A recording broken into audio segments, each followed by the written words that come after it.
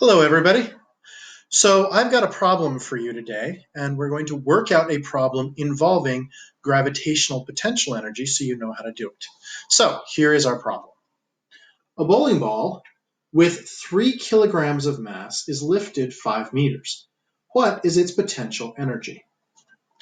Okay, so let's think about this. First of all, we know that the bowling ball is being lifted, and I don't have a bowling ball here, but I'll use this pen. And this pen is being lifted, right? And it's up here.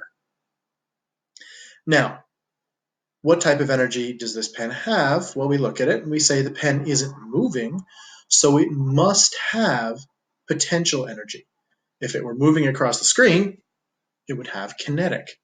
But if it's up here and it's not moving, the only energy it can have is potential energy. So, now that we know that, therefore, we can calculate it. Okay. So how do we do that? I mean, we could do it one of two ways. One is we could do the work calculation, which is work equals force times distance. And we take whatever force I put into it to lift it up here, or we can in fact take its weight, right? That's the force I have to resist. If I want to hold it up here, I have to push exactly as hard as it's pushing down on me, which is its weight. What's the equation for weight? Let's think about that. And we're going to find out that we're doing both. We're going to use the equation for weight anyway, no matter which way we do it. So let's begin doing the problem, and you'll see what I mean. What's the equation for gravitational potential energy? All right, we're going to say that PE equals mgh.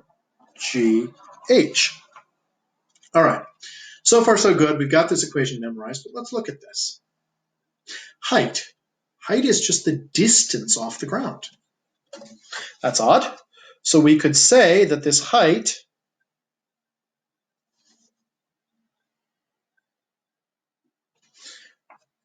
is a distance. And then that means mg has to be a force. Does it?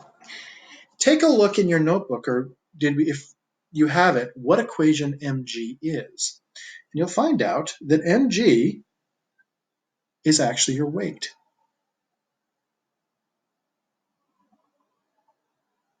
So really, if you're trying to figure this out, you can actually figure out the weight of this object times the distance it went upwards, or you can just find the weight of this object, that's what mg is, times the distance it went upward. They're the same exact equation. All right, let's actually solve this. So we're going to say PE equals, let's see, 5 times, we're going to use 9.8 for this one, 9.8. You could round up for 10 for a ballpark estimate, but I'm going to use 9.8.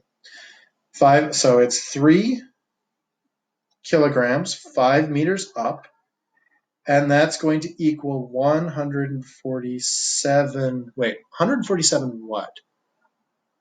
This is an energy, so it must be joules. And here we go. Here's our final answer. 3 times 9.8 times 5 equals 147 joules. Now, you can have some odd ones. The really tricky, well, it's not tricky, but it's a thing you have to remember, is that if most of the time we're going to assume that 9.8 is equal to G, all right, that these two, or if you round to 10, you can use 10, but that these two are the same. But the moment you say on another planet, G stops being 9.8, all right? So that's an important thing to remember.